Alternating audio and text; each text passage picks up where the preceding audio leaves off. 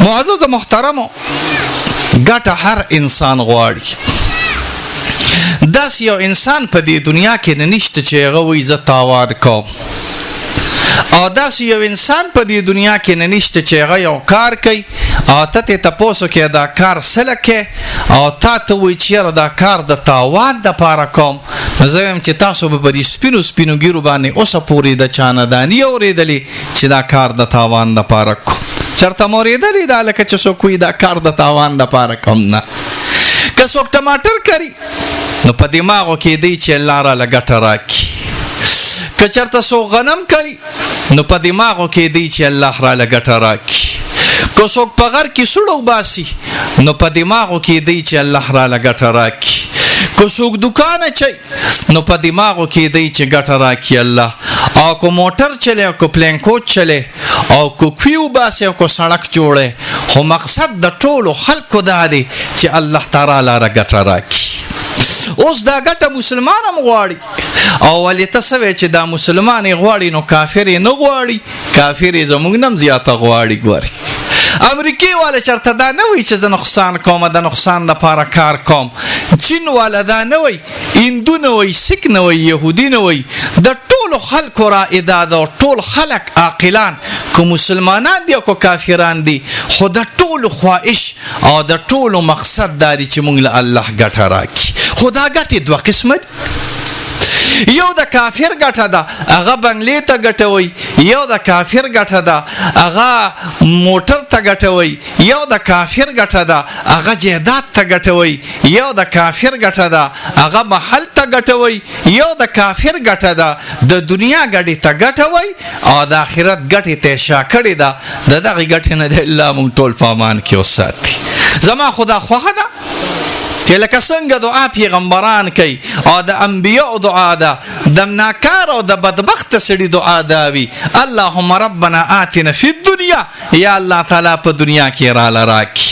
اخرت سره وګورو کله تاسو پښتانم کله نا کله وایي د اخرت څوک راغلی دی. هغه بیلګر مولا به ډېر خسړیو وای زمونږه پریدو کې یو زنانه وا او سود به کو، وای موږ ته وی چې سود مکوا، وی چې څوک د مولیانو د اخرت نه راغلی دی ایمان خري وری، خو چې دا پیسې وګټو غوري نو یاد ساتي یو د دنیا ګټه راغلی او د قمقل سړي کاردار راغلی چې هغه صرف دنیا علي او اخرت پری دی. نو دا د قمقل سړي کار دی. او خيار سړي دا دی چې خیر دی دنیا وګټه، ته شریعت دا نه وای چې دنیا مګټ.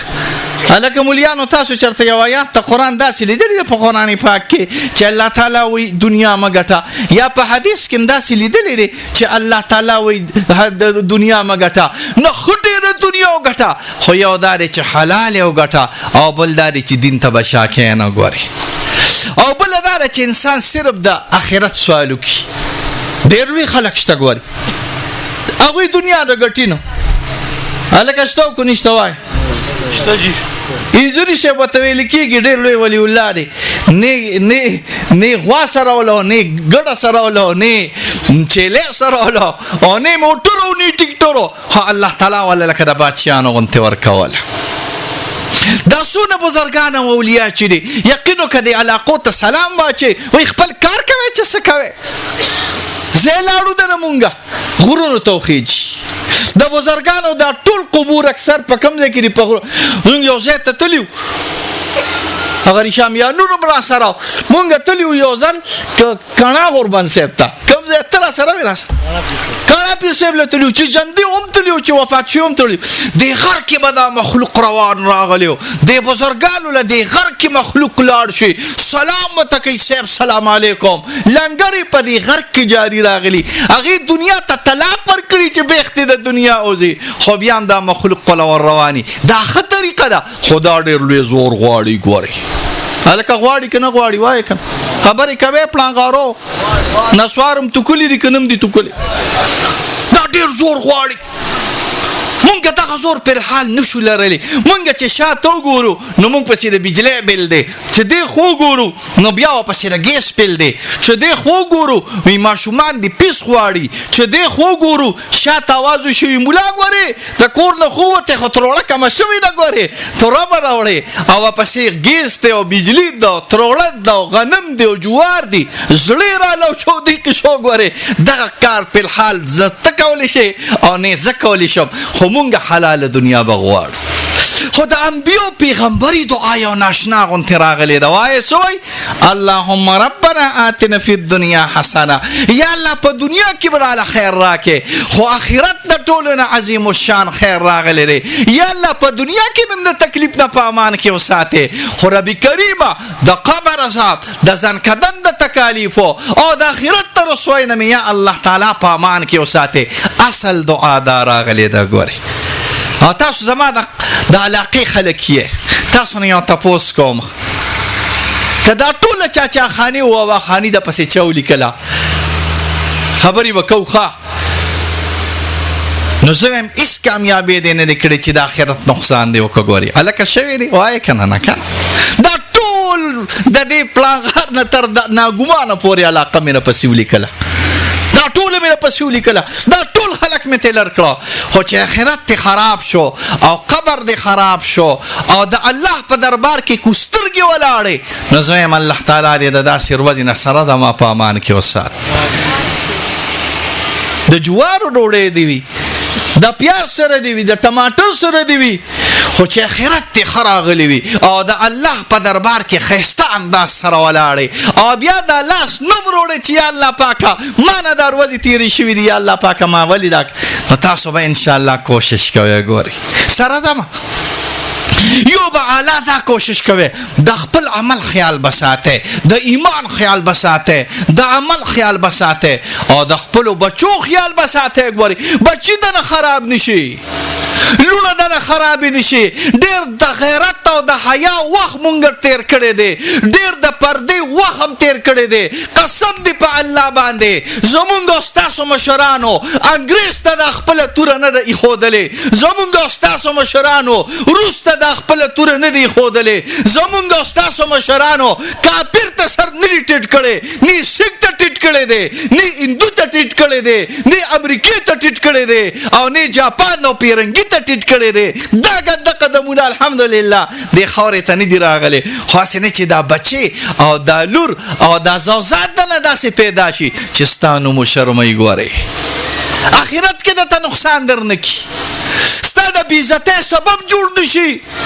سبا څوک دو نه وایي چې دا د پلان کې زوی دی او هغه د بې المازه دی او بېدینه دی، د الله او د رسول صلی الله علیه وسلم په احکاماتو پسې نه دي. نو د خپلو بچو او د خپلو زنانو علم انشاءالله د دین علم به ورکوي. نو دا د دین علم به څوک درکوي؟ لکه د دین علم به څوک درکوي؟ وایه که نه مولیان. د دین علم به څوک درکوي؟ قاریان. د دین علم به څوک درکوي؟ د پټکي خاوندان. د دین علم به څوک درکوي؟ د قال الرب قال رسول الله صلی الله علیه وسلم. او د دین علم به د وظیفو والا درکوي. موږ ستاسو وظیفې خورو ګورئ، زه خو یې خورم، ما بېګام د دې خلکو وظیفه خوړلې. ما ته خلک وایي دا مفتي صاحب سم مالدار دی، اکثر وایي که نه وایي دا سم مالدار دی. ما قسم دی په الله چې بېګام د دې قوم وظیفه خوړلې ده. الحمدلله بیګام ابستا وظیفه خوړلې ده او دعا مې راته کړې ده چې یا الله پاکه خوشحاله کې زه کله دا کله په فخر به ستا وظیفه یې خورو، که ته نه راکې ستا هغه پلار به یې راته روباسي. ګورې ښه په فخر به ستا وظیفې خورو، ستا چای به څکو، ستا ډوډۍ به خورو، د چټنۍ سره به یې خورو، خو دین به نه خرڅوي انشاءالله. دا یاد سات.